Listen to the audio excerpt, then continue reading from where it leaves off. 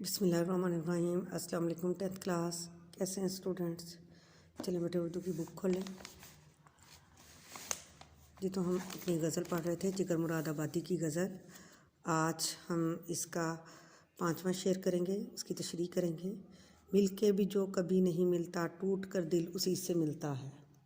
मिल के भी, मिलने के बावजूद भी जो कभी नहीं मिलता, यानी कभी किसी घड़ी नहीं, टूट कर नहायत शौक़ से उसी से मुराद है।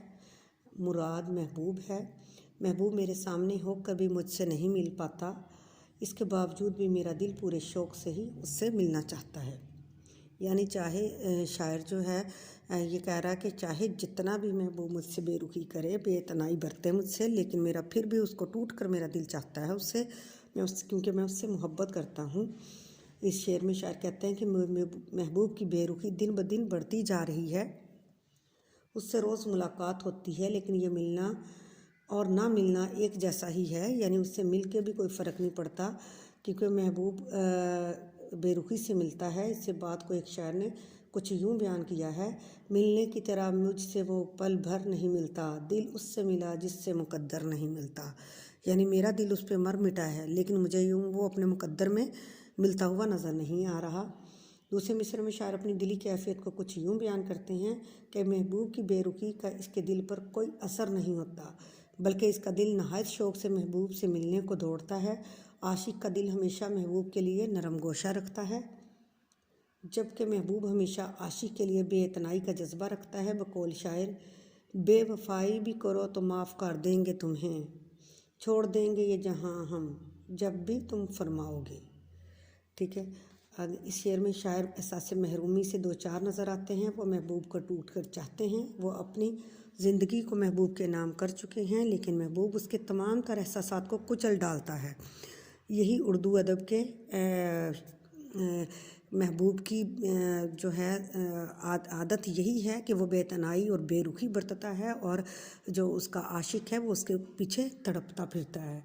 उसकी निगाह में आशिक के जज्बात की ज़रा भी कदर नहीं होती। महबूब से अगरचे मुलाकात हो भी जाए तो बुझे चेहरे के साथ मुलाकात का हुस्न भी धीमा पड़ जाता है।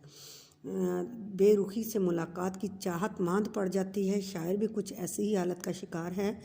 मैंने तो चांद सितारों की तमन्ना की थी, मुझको रातों की सियाही के सिवा कुछ ना मिला।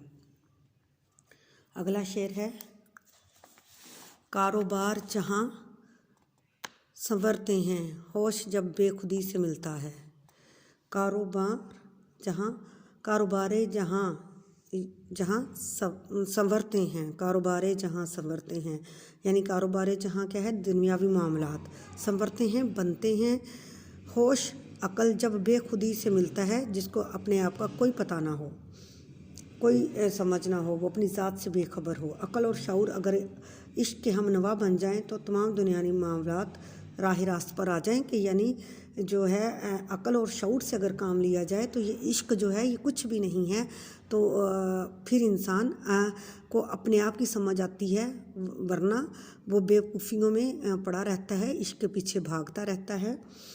तशरीह तलब शेर में शायर कहते हैं कि दुनियावी मामलात में कामयाबी के लिए हम क्या है, मुख्तलिफ अंदाज़ अपनाते हैं। ज़िंदगी का कोई शोबा ही क्यों ना हो, इसमें कामयाबी हासिल करने के लिए हमें अपनी ज़ात को भूलना पड़ता है और दूसरों की भलाई को मद्देनज़र रखना पड़ता है। जैसा कि शायर मशरक़ हमें समझाने के अंदाज़ में कहते हैं लोग वही जहाँ में अच्छे, आते हैं काम जो दूसरों के।